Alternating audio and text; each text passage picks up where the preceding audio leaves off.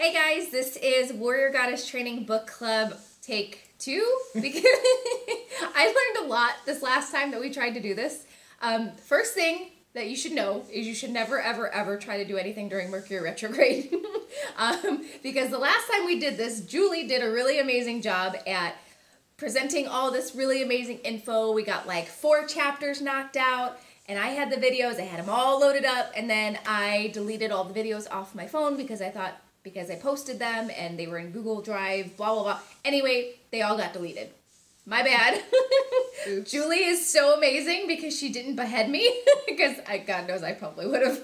But we're going to try this again. So for those of you that didn't get a chance to see the intro or chapter 1 that was up for like 4 days, this is going to be that again. So we have Julie, who is a Warrior Goddess facilitator. She personally trained with Heather Ash, who wrote the book Warrior Goddess Training. So she's going to take us through, this video is going to be through the intro and through chapter 1. And then I'm going to give you guys some blends from Desiree Magandog's book, I Am Fabulous, that can accompany what you're working on here. So, but I would love Julie to tell us a little bit more about her, in case you guys haven't gotten a chance to meet her yet, because she's freaking amazing. Oh, me, like, personally? Well, yeah, just a little singing your praises. I mean, I could do it for you, but... So I started doing, being a wellness advocate with doTERRA in January of this year, so like 9 months.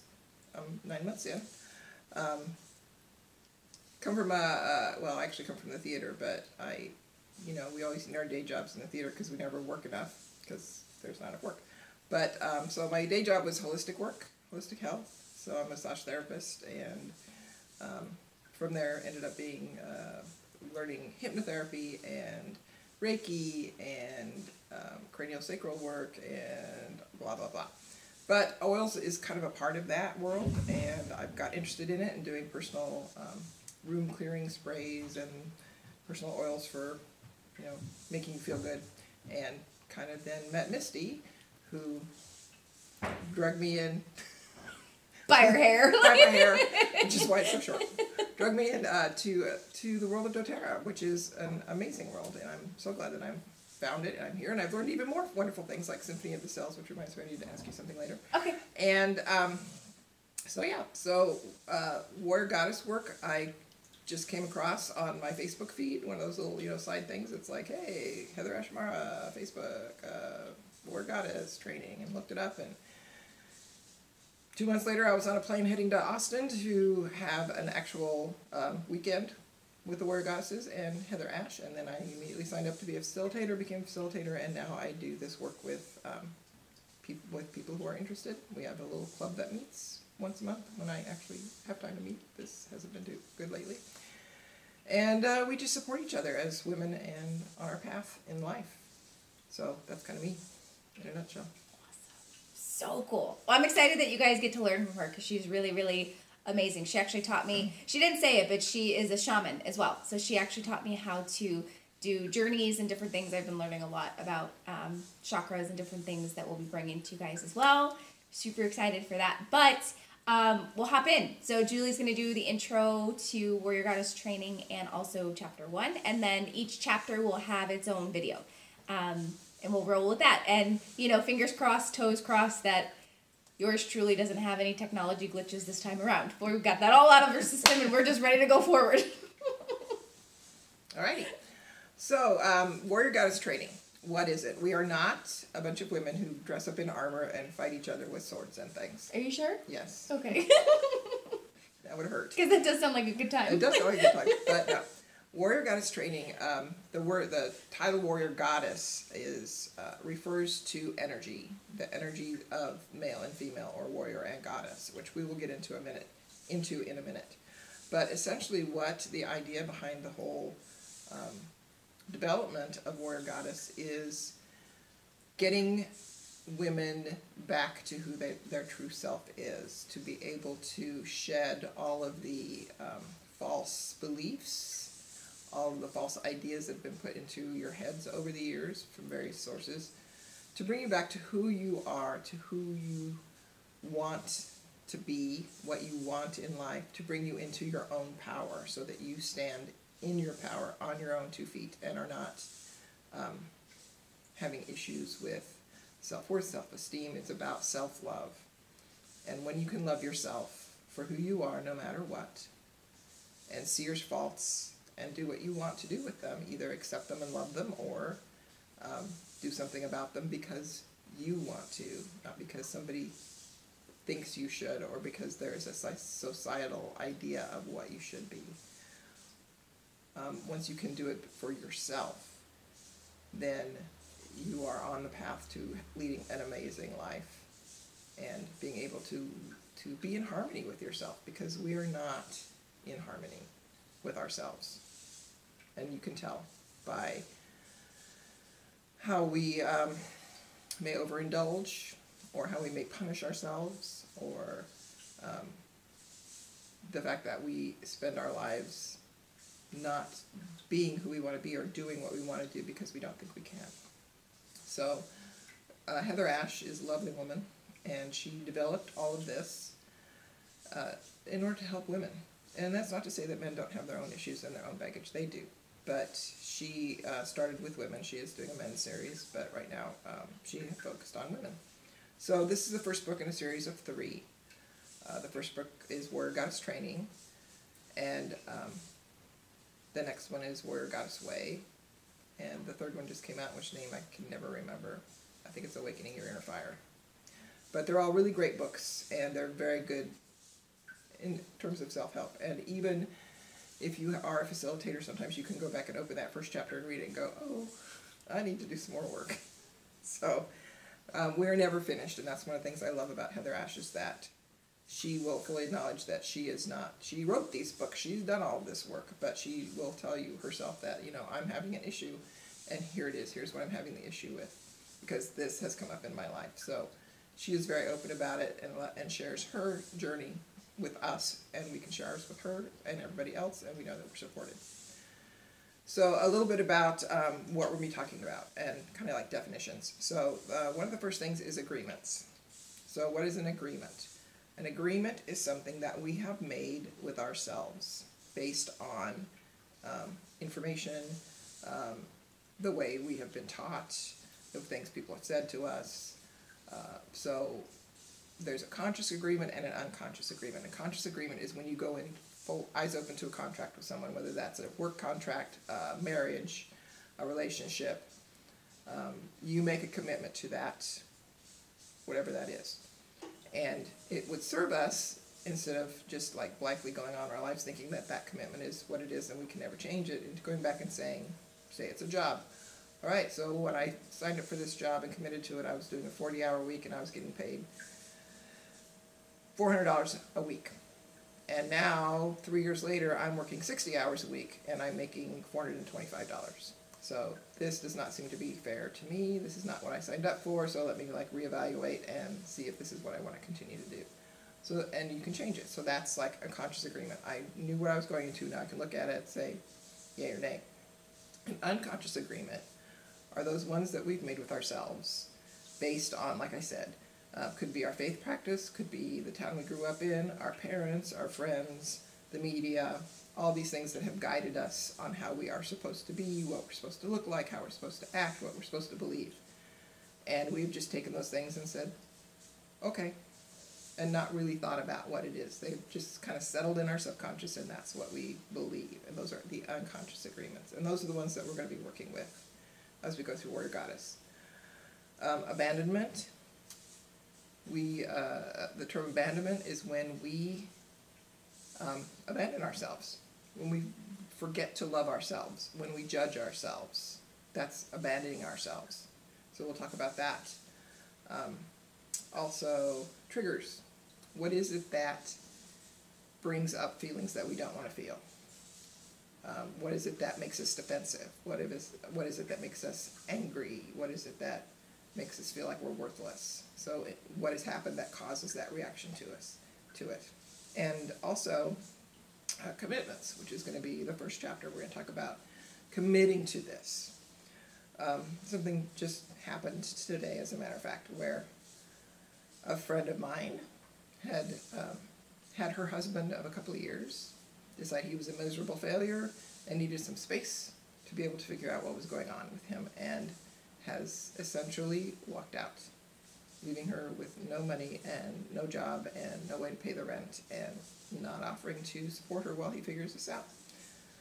So instead of like standing on her own 2 feet up for herself and saying, hey, I'm worth something here, you can't just walk away, or examining the relationship and saying, is this the relationship I want to be in? She's like lost. I'm lost. I don't know what to do. I don't know where to go. So she's abandoned herself as he has abandoned himself. As he has abandoned her, so she has abandoned herself. And so that's an example of why we do this work, so that we can be who we are, stand in our power, and not let people mistreat us or abuse us in any way. And so let's continue on a little bit with agreements. So we talked about conscious agreements. Let's talk about a little more in depth about the unconscious. So these are really powerful agreements because they're set in our subconscious, and they come from the fact that someone has told us something that we just believed was true because everybody believes it's true. And that could be anything from your faith, and I'm not judging anybody's faith. Believe me, I don't judge anything, but except myself on occasion. But it could come from your faith. It could come from your peers. It could come from a remark that your mother or father made. You know, somebody may have said to you, oh, you're so stupid. And you may have heard it several times. Oh, you're so stupid. Oh, you're so stupid. And so you now believe that you're stupid when you are not. It could be something from the media. Like, oh, as we all know, the media is really good at telling us how women, especially how we should be thin and how we should be using a certain shampoo so that our hair is beautiful and long and shiny, or that we should have blondes have more fun, or that we need to be wear all this makeup so we look prettier. We need to wear high heels so that we look prettier. We need to do all these things to make ourselves look better. Which in reality, we all look fantastic as we are. We're all gorgeous, whether we wear makeup or not. And I do not wear makeup at all, ever. So, and I've been married for 33 years. So my husband obviously thinks that I'm beautiful, or there's something else going on that he likes. But these are the kinds of things that we get in our heads, that we have to wear makeup. I had a roommate that would not leave the bedroom in the morning without a fully made up face. That is exhausting. Ever. First thing she did, she got up in the morning, completely do her face before she walked out of the bedroom. And we were all girls. Who cares?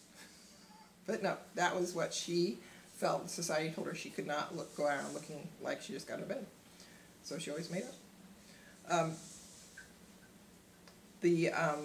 Always have notes. So the hometown that you were brought up in, I was brought up in in the Bible Belt in the Midwest. So you never questioned religion at all. This is what it was, and you believed it, and that was just the way it was. And I was, of course, the oddball that questioned everything, so I caused a lot of trouble when I was a kid. But the thing that comes to mind is the Bible, is some of the things in the Bible that get misinterpreted by men. My sister is Southern Baptist, and her husband came home from the conference and said, well, so this year what we're focusing on is the Bible phrase that women should be submissive to their husbands. Let me tell you how well that went over in the household. But that's the kind of thing that the Bible says, this is what it is, and so that's what you have to be. And so that's a way that an unconscious agreement gets in your head, that this is, you don't question things. You just decide this is, everybody says this is true, so it must be true. And it's not. We strive to be somebody that we're not all the time. We have a perfect idea of who we should be, whether it's tall, thin, pretty, beautiful, rich, married to a very rich man, successful in our career, whatever it is, we have this idea of what we should be. Or you might have an idol that you want to look like. Maybe you want to be Beyonce, or maybe you want to be Helen Mirren, or whoever. You're never going to be that person. Because everybody is an individual. And you can't be somebody else. You can only be yourself. So we want you to be the best you that you can be, and the one that loves you for who you are, because you are the best you can be. So some of these agreements are also created by things that happen to us. So you may be in a situation where the best example that Heather Ash gives is like a small child riding in the car with his mom, and your favorite song is on. So it could be, you know, wheels of the bus go round and round. And you love the song and you're singing it at the top of your lungs, having a glorious time, and your mom turns to you and goes, stop it, I can't take it, stop singing, I can't take it. Because she may have a really bad headache or migraine, and you don't know that. But because she told you to stop it, now you're starting to think, why should I stop it? I must not sing very well, I can't sing. And mom told me never not to sing, so I will never sing. And then for the rest of your life, you don't sing because you think you have a really bad voice because your mom yelled at you. Which is why words are so important, especially around kids, because words create commitments. They create memories. They get stuck in your subconscious and you believe them. So that you may have a glorious voice, but you will never use it because of this one incident that happened a long time ago.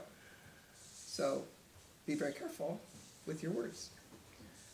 But these commitments, these old agreements that we've made, are the ones that we want to address and get rid of. They're the ones we want to talk about. How do we let them go? How do we be able to sort them out and clean them out? The first thing, so we kind of equate this to a closet. So first, when you go to clean your closet out, the first thing you have to do is to be willing to open that door. And once you've opened it, be able to look inside and say, I'm going to pull all this stuff out, no matter how overwhelming it is. I'm going to pull it all out. I'm going to look at each piece before I put it back in and say, do I want this piece? Does this piece serve me? Or is it something I need to get rid of? And as you go through and look at things with compassion, because nobody gave you these agreements out of spite, they just happened. And it's not making you a worse person because you have them and because you believe them. So just look at the compassion and go, yes, this is what I felt about this. I don't know why. I'll have to think about what it is that started it. I'll have to be able to forgive it, clean it up, and lose it so that I can have more space for who I am. And you have to be able to not judge yourself, like we were saying, without having that compassion. You're going to be judging yourself constantly, going, what a terrible person I am because I believe this, or this must be real, or how could I have held on to that for so many years? How stupid am I? You're reinforcing, so don't do that. And be curious when you take it out. Wonder what this is. Wonder where this came from. Wonder why I've been holding it on so long. Do I really believe this? Or am I just leaving it stuck in the back of my subconscious, so now it's affecting everything that I do because that's still there. So that's the first thing we need to do, is find out what it is that we want to clear, what we want to get rid of.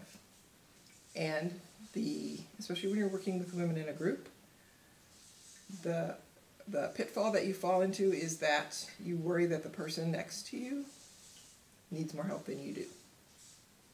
So, oh my God, Misty, you have so much stuff you need to clear out of your closet. I don't have that much stuff I need to clear out. Let me help you clear your stuff out. So now I'm ignoring. I'm so guilty of that. Every time I read a book or anything, I'm like, oh my gosh, this is totally somebody, I could totally give this book to somebody else because it's amazing for them. They're going through all this stuff. Total deflection. Here, take it, go. Because we don't want to deal with it. We don't want to look at it. We don't want to do the work. Or we're afraid to. Afraid of what's going to happen. Afraid of what's going to come up. But that's the thing. That's why you want to work in a group of women. That's why, if you can, do this work with someone to support each other is great.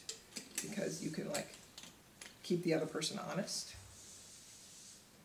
And they will keep you from, helping them. Because they help yourself first. So, the triggers that may come up, and this is the great thing, when something triggers you, when you, say you're in a meeting with your boss, and your boss says something, and you think, oh my God, I'm so worthless, or oh my God, I'm so stupid. What was it that he said to you that triggered that feeling? Remember what that was. That doesn't mean we're going to sit there and go, okay, I need to clean this up right now because you're in the middle of a meeting. But just make a mental note so that you can go back to it later and say, okay, he said this and it made me feel worthless. What? Why is that? What has happened in my past that him saying this brings up this feeling? That's a trigger point. That's a trigger. And we want to find those and backtrack till we find out what's going on and try and clean that out. Whether it's something your father said, whether it's something a family member said, a teacher, whoever. We just want to get it cleared up. And these are going to take time. So it's not like, oh, I remember my dad told me that I would never amount to anything. So that started the feelings of worthlessness. So, okay, Dad, I forgive you. Boom, done. No, it's not that easy. And they're going to keep coming back up as you clean deeper and deeper and deeper. Because this is not just one time that this has happened. It's happened repeatedly, more than likely. So we want to honor and clear whatever it is that happened without judgment and with forgiveness and with an open heart.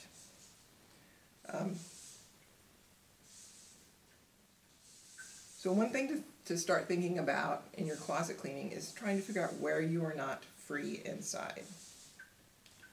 Why do you desire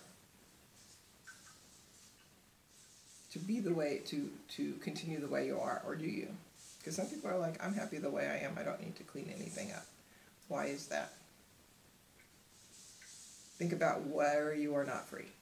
We, as women in society, have been getting more and more freedoms. I mean, at one point, we weren't allowed to choose who we were going to marry. We weren't allowed to vote. We weren't allowed to go out in public when we were pregnant. There's all kinds of things that we were not supposed to do, and a lot of things that we were told we were supposed to do. And we have been breaking free of those over the years. Barefoot and pregnant is one of the ones in the kitchen, is one that comes to mind. But we are breaking free of that externally. So internally, what is keeping you from moving forward? What is not letting you be who you truly are? Is it a decision that you made? Is it a decision that somebody made for you? So finding those places are going to start to bring up those issues that we need to look at. So as you're going through, write down old agreements, old behaviors, old patterns that you may start seeing coming up in your life. And then you can share it with someone that you're working with, but don't accept help from them. Because that's the first, like we said, that's the first thing you want to do, is try to help somebody clear their problems. No, you're just sharing it to let it, here's what I'm looking at, here's what I'm dealing with. So people can support you, but not fix you. We want you to be strong and independent, but we also want you to be vulnerable, to be able to share with other people and to be able to admit when things are giving you problems, because you can't cover everything up. So let's talk about commitments. So when you start this work, you truly have to commit to it. When you commit, you affect the quality and the vibrance of your life. You're committing to yourself. And this is a process that happens in layers. So you're going to commit to each part, and even the parts that you don't like, because there will be a lot of parts you don't like. You're going to let go of who you wish you were, or who you want to be like, and reclaim who you are, the power of your radiant, energetic, and beautiful self. This is all going to bring you power, and power comes from unconditional love for yourself. So that's what we want to get to. We want to get you into your own power again, so you can stand tall. We're going to help you to let go of these agreements by giving you different ways to do it. And the community that is created is going to be there to support you and help you by witnessing, not by fixing. The really good news about this work is that you can fix yourself. The bad news about this work is that only you can fix yourself. So we're here to support and help, but in terms of actually doing the work, you have to do it on your own. And it can be ugly, and there's tears that are shed, and that's fine. Let yourself cry. That's one of the things that we've always been told. It's like boys. Big boys don't cry. Pull up your big girl panties. All those things. That's not helping. That is continuing to keep that, whatever that is, festering inside of you. You have to let it out, either by screaming or crying or whatever, and that's fine. So if somebody's crying, what's our first thing we want to do? Hand them a tissue and go, it's going to be okay, don't worry about it, stop crying, it's going to be fine. It's like, no, cry, get it out, get it out. Move it. Get it out of yourself. Somebody said to me the other day, "Oh, I think I'm going to cry." I said, "Please, please cry." And she sat on my lap and cried, just bawled. And once she, took about 2 or 3 minutes, she was done. She got it out. So let it out, let it move out. You might find yourself doing a lot of cleaning of your own house. Because as we clean our emotions, we have to move it out. So we move it out however it was. You might be exercising more. You might be cleaning your house. You might be doing a purge. Whatever. That's good. It's not an avoidance. It's continuing the cleaning process. So as we work through the next 9 chapters or so, we're going to give you the support and the tools to help you do this. So I'm going to turn it over to Misty. Yay! So that was the end of chapter 1? Mm-hmm. Okay, cool. So we have 2 blends from Desiree Mangandog's book, I Am Fabulous, that I picked out for you guys to be able to use for these chapters. So I picked out 1 or 2 blends per chapter. So if you are finding yourself really spending a lot of time working on these particular areas, these are some things that can help. And I'm going to read to you what the blend is supposed to be targeting emotionally and the oils that are contained in it and why she chose those oils. So the first one is the Bye Bye Baggage blend. So this blend assists you in releasing any kind of toxic people, places, or circumstances from your life. Generally, we know who and what are healthy and nourishing to our lives. However, often we can become addicted to what is unhealthy for us. This blend will help you to identify the negative baggage in your world and create a desire to shed all that baggage for good. This is a transformative blend that helps you transition into a new way of being. So in this blend is Hawaiian sandalwood, which lifts your vibration and heightens your spiritual awareness. This is the oil that will clearly identify the baggage in your life. Frankincense is another great oil that brings the baggage to light. Many times awareness alone creates motivation for change. Frankincense helps raise that awareness. Cedarwood helps identify the supportive individuals in your circles who love you unconditionally. Cinnamon is the epitome of empowerment. This oil helps you to find your power and makes you stand strong in your truth. Eucalyptus raises your standards. The quality of your life is determined by the standards you live by. Lemongrass is cleansing in that it helps to rid the spirit of toxic negative vibrations. This oil works to release all the baggage that needs to be dumped out from your life. Melaleuca helps create necessary boundaries that keep parasitic relationships out and only allows closeness with loving, supportive individuals. Parasitic relationships include those who take advantage, complain, or are emotionally, verbally, and or physically abusive. Thyme is the oil that teaches you to forgive others. Even with enemies, it is important to forgive because it opens you to spiritual healing. You can forgive and keep healthy boundaries at the same time.